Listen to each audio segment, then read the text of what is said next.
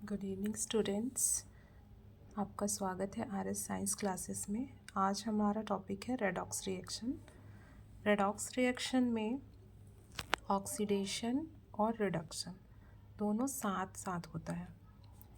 Oxidation को हिंदी में बोलते हैं ऑक्सीकरण, रिडक्शन को बोलते हैं अपचयन।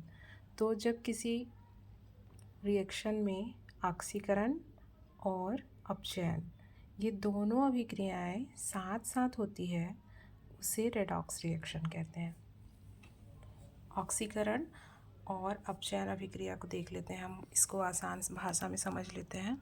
ऑक्सीकरण क्या होता है, इसको हम समझेंगे कि कोई एटम से एक इलेक्ट्रॉन निकल रहा है, अधिक भी निकल सकते हैं, तो कोई भी परमाणु जो है इलेक्ट्रॉन त्यागता है, तब ऑक्सीकरण की प्रक्रिया कहलाती है। ये ऑक्सीजन से कोई परमाणु जुड़ता है तब इस प्रक्रिया को भी हम ऑक्सीकरण कहते हैं।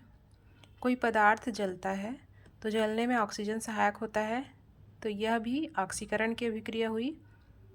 अगर कोई परमाणु या यौगिक अपने में से हाइड्रोजन को बाहर करता है तो यह प्रक्रिया भी ऑक्सीकरण कहलाती है।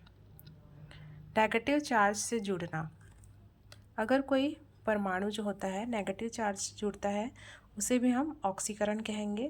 किसी धातु का सड़ना या खराब होना, जैसे कि लोहे का रंग जंग लगना, आभूषण का रंग उड़ना, ये सब भी ऑक्सीकरण अभिक्रिया है।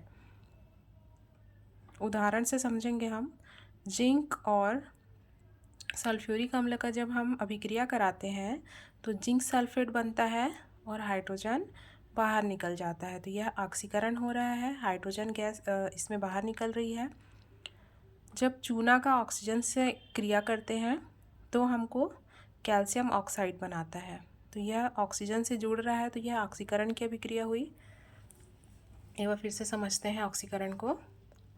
ऑक्सीकरण को हम सामान्य शब्दों में कह सकते हैं कि कोई परमाणु से इलेक्ट्रॉन निकल रहा है, एक इलेक्ट्रॉन अपना परमाणु, जैसे यहाँ पे सोडियम परमाणु है, वो अपना एक इलेक्ट्रॉन त्याग करके बना रहा है सोडियम आयन, तो सोडियम का यहाँ पे हो रहा है ऑक्सीकरण।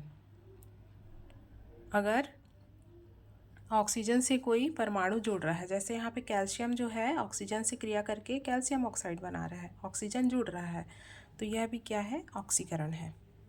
कोई धातु सड़ रहा है या ख़राब हो रहा है, जैसे जो लोहे में होता है जंग लग जाता है, हवा और नमी से वो क्रिया करके जंग लग जाता है, ख़राब होने लगता है, तो उसको बोलते हैं हम ऑक्सीकरण। अब आइए समझते हैं रिडक्शन क्या होता है, अपचयन।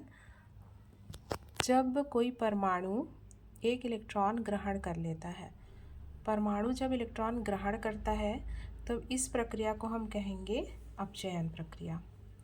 या कोई परमाणु हाइड्रोजन से जुड़ता है तब भी यह प्रक्रिया अपचयन प्रक्रिया कहलाएगी। या कोई परमाणु अपने में से ऑक्सीजन को हटा देता है तब भी हम इसको अपचयन कहेंगे।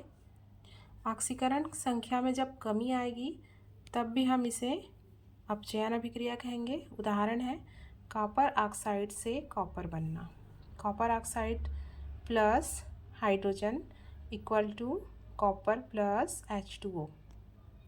कॉपर ऑक्साइड से देखिए आप यहाँ पे ऑक्सीजन यहाँ से हट गया और कॉपर बन गया, तो ये अपचयन अभिक्रिया कहलाई। यहाँ पे देखिए फेरिक आयन है, 3+ आयन है, प्लस एक इलेक्ट्रॉन जुड़ के ये फेरस आयन बन गया, Fe2+, ये फेरस आयन बन गया। तब यहाँ भी क्या हुआ, एक इलेक्ट्रॉन ग्रहण करने के बाद फेरिक आयन जो है वो फेरस आयन में बदलता है, तो यह भी क्या कहलाएगा, अपचयन अभिक्रिया कहलाएगी। एक बार और समझते हैं अपचयन अभिक्रिया को। जब परमाणु एक इलेक्ट्रॉन को ग्रहण करता है या हाइड्रोजन से जुड़ता है या अपने में से ऑक्सीजन को हटा देता है या उसके ऑक्सीकरण संख्या में कमी आती है, तब इस प्रक्रिया को हम क्या कहेंगे, रिडक्शन, अपचयन कहेंगे। तो रेडॉक्स रिएक्शन में क्या होता है, रेडॉक्स रिएक्शन में रेड से होता है रिडक्शन और ऑक्स से होता है ऑक्सीडेशन। मतलब जब रिडक्शन और ऑक्सीडेशन की क्रिया एक ही साथ चलती है तो उस अभिक्रिया को हम कहते हैं रेडॉक्स अभिक्रिया। किसी अभिक्रिया में एक परमाणु इलेक्ट्रॉन त्यागता है तथा दूसरा परमाणु उस इलेक्ट्रॉन को ग्रहण कर लेता है, इस प्रकार की अभिक्रिया रेडॉक्स अभिक्रिया कहलाती है। जैसे यहाँ पे सोडियम जो है, सोडियम का एक इलेक्ट्रॉन त्याग के सोडियम आयन बनना ऑक्सीडेशन है। क्लोरीन का एक इलेक्ट्रॉन ग्रहण करके क्लोराइड आयन बनाना रिडक्शन है। धन्यवाद।